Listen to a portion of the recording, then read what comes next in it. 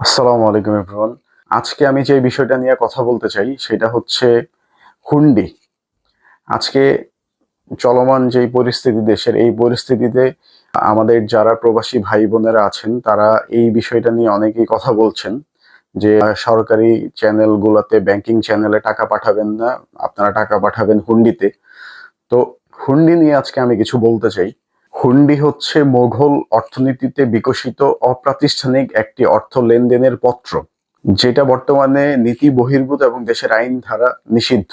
অষ্টম শতাব্দীতে চীন থেকে ভূমধ্যসাগর পর্যন্ত সিল্ক রোডে যেই বাণিজ্য পরিচালনা হতো, তখন হচ্ছে ওই রুটটাতে ডাকাতের আনাগোনা বেশি থাকায় ডাকাতি হতো, এবং যার কারণে কিন্তু মানুষজন নগদ অর্থ এবং প্রয়োজনীয় মূল্যবান জিনিসপত্র সাথে রাখতেন না। সেই যুগ থেকেই, সেই সময় থেকেই কিন্তু এই হুন্ডির প্রচলন শুরু। আমাদের দেশের যেই এক্সপোর্ট ইম্পোর্ট, এটা কিন্তু ডলার দিয়েই হয়ে থাকে, এটা কিন্তু বাংলা টাকা দিয়ে হয় না। বাংলাদেশি টাকা কিন্তু আমরা ধরেন আমেরিকা থেকে প্রযুক্তি নিব, আমরা কিন্তু বাংলা টাকা তাদেরকে দিব না, আমরা ডলার দিয়ে কিনতে হবে। আপনারা যদি আমাদের দেশের এক্সপোর্ট ইম্পোর্টের একটা রেশিও দেখেন তাহলে খেয়াল করবেন যে আমরা ইম্পোর্ট অনেক বেশি করি, এক্সপোর্ট কম করি। সুতরাং অর্থনীতির এই যে স্থিতিশীলতা, এটা বজায় রাখার জন্য কিন্তু আমাদের ডলার দরকার, আমাদের রিজার্ভ দরকার। আর এই রিজার্ভের জন্য কিন্তু আমাদের রেমিটেন্স, আমাদের গার্মেন্টস শিল্প, আমাদের ইন্ডাস্ট্রি, আমাদের বিভিন্ন কৃষি, এগুলো কিন্তু অনেক ইম্পর্টেন্ট। সুতরাং ডলার একটা ইন্টারন্যাশনাল কারেন্সি। তো এই যে আজকে হুন্ডি নিয়ে আপনারা এত কিছু বলতেছেন যে হুন্ডিতে টাকা পাঠাবো, আমরা ব্যাংকিং চ্যানেলে টাকা পাঠাবো না, তো এটা করলে আসলে কি হবে, কে লাভবান হবে, কার বেশি ক্ষতি হবে, এইটা আগে আমাদের জানতে হবে। আপনারা হয়তো অনেকেই জানেন না যে বাংলাদেশের অর্থনীতির মূল চালিকা শক্তি হচ্ছে কিন্তু এই প্রবাসী ভাই এবং বোনেরা।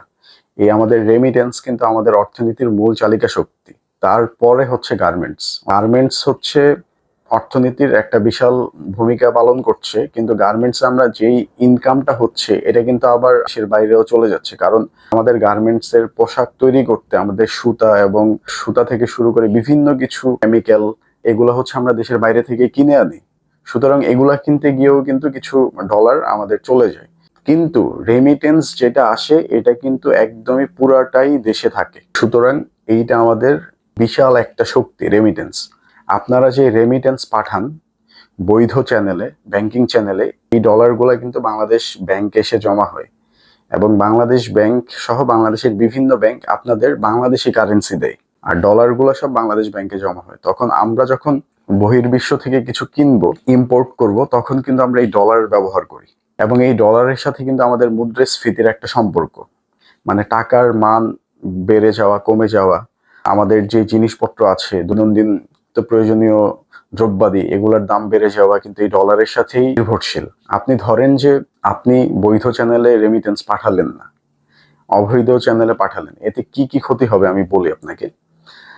প্রথমত হচ্ছে, আপনি আপনার বৈধ টাকা, আপনি কষ্ট করে টাকা কামালেন, সেই টাকা দেশে পাঠালেন, সেই টাকাটা অবৈধ হয়ে যাবে।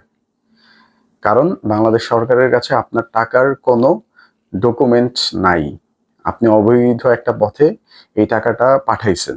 ভবিষ্যতে যদি বাংলাদেশ দুর্নীতি দমন কমিশন অথবা ইনকাম ট্যাক্স, এনবিআর, এগুলো যদি আপনার, সাপোজ ধরেন আপনি 1 কোটি টাকা দেশে পাঠালেন, 1 কোটি টাকা দিয়ে আপনি একটা বাড়ি করলেন, ভবিষ্যতে আজকে না হোক 20 বছর পরে হলেও কিন্তু বাংলাদেশ যেভাবে আপডেট হচ্ছে, আপনার কিন্তু প্রত্যেকটা সম্পদের হিসাব পুঙ্খানুপুঙ্খিক ভাবে কিন্তু সরকারকে দিতে হবে।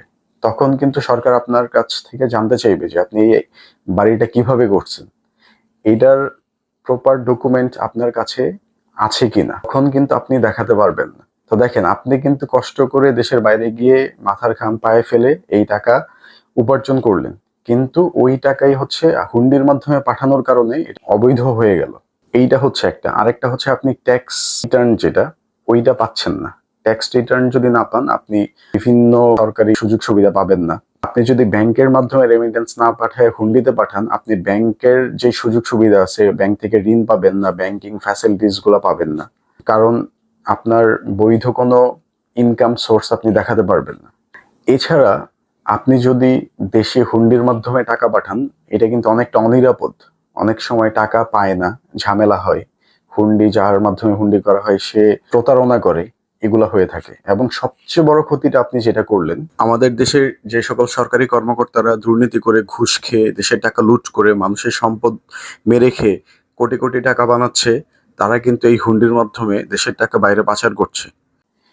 ব্যবসায়ীরা তো করেই, ব্যবসায়ীরা টাকা পাচার করে, তাদের ব্যবসার মাধ্যমে টাকা পাচার করে, হুন্ডির মাধ্যমেও করে, কিন্তু মূলত সরকারি যে কর্মকর্তাগুলা দুর্নীতি করে, ঘুষ খেয়ে বিভিন্নভাবে টাকা ইনকাম করে, এই টাকাগুলো কিন্তু হুন্ডির মাধ্যমে দেশের বাইরে পাচার করে। সাপোজ ধরেন আপনার এখন বলতেছেন যে হুন্ডির মাধ্যমে টাকা পাঠাবেন।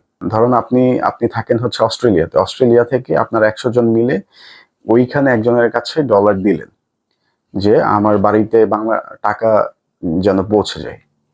তো এই হচ্ছে ওই ডলারগুলো ওইখানে রাখবে, এবং বাংলাদেশে ধরেন একজন দুর্নীতি করে 1000 কোটি টাকার মালিক হয়েছে।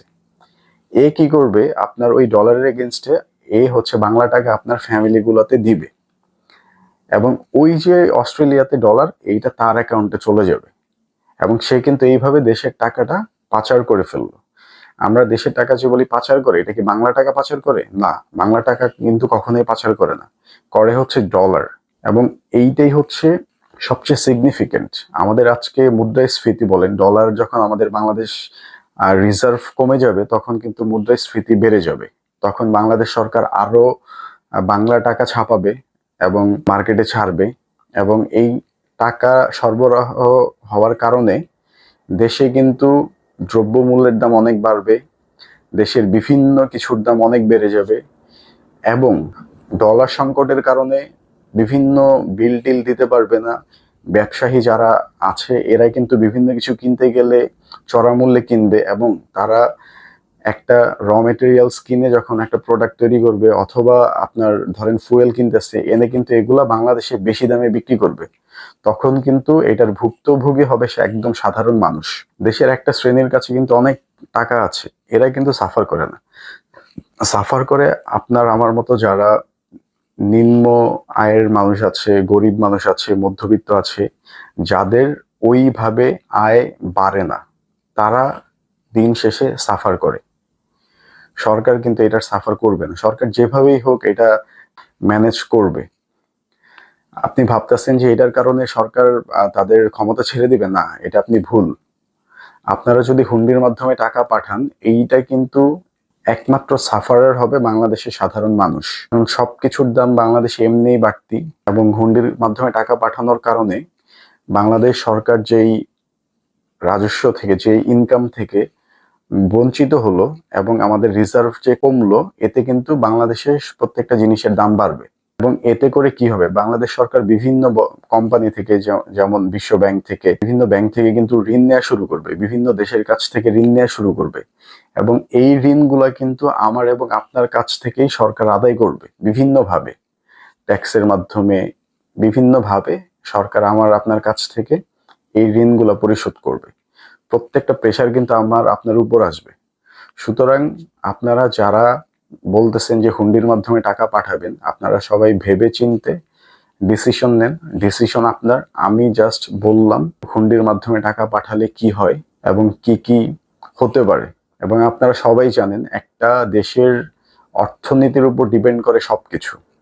আজকে চীনের অর্থনীতি দেখেন, আজকে সমগ্র ইউরোপের অর্থনীতিকে প্রায় চীন ছাড়িয়ে যাচ্ছে। কারণ কেন? তারা এমন কিছু প্রোডাক্ট তৈরি করছে যেটার বাজার পুরো পৃথিবীব্যাপী।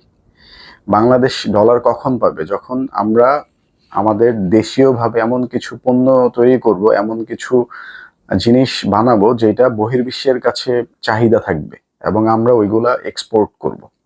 তখন কিন্তু আমাদের ডলার আসতে থাকবে এবং রিজার্ভ বাড়তে থাকবে। তো এইটার জন্য কিন্তু আমাদের অর্থনীতি শক্তিশালী হতে হবে, এবং আমাদের রিজার্ভ ভালো হতে হবে, এবং আমাদের দেশের বিভিন্ন অবকাঠামোগত উন্নয়ন হতে হবে, আমাদের ইন্ডাস্ট্রি হতে হবে নতুন নতুন, এবং প্রচুর পরিমাণ অর্থ বিনিয়োগ করতে হবে। সুতরাং অর্থনীতি যদি শক্তিশালী থাকে, আপনি কিন্তু সব দিক দিয়েই শক্তিশালী হবেন। এবং এই অর্থনীতির মূল চালিকা শক্তি হচ্ছে আমাদের রেমিটেন্স, আমাদের এই রেমিটেন্স যোদ্ধারা, আমাদের যারা বাইরে আছেন প্রবাসী ভাই বোনেরা। দেশটা আপনাদের, আপনারা সবাই দেশকে অনেক ভালোবাসেন। আপনারা কি করবেন এইটার ডিসিশন আপনাদেরকেই নিতে হবে। ধন্যবাদ, সবাই ভালো থাকবেন। আল্লাহ হাফেজ।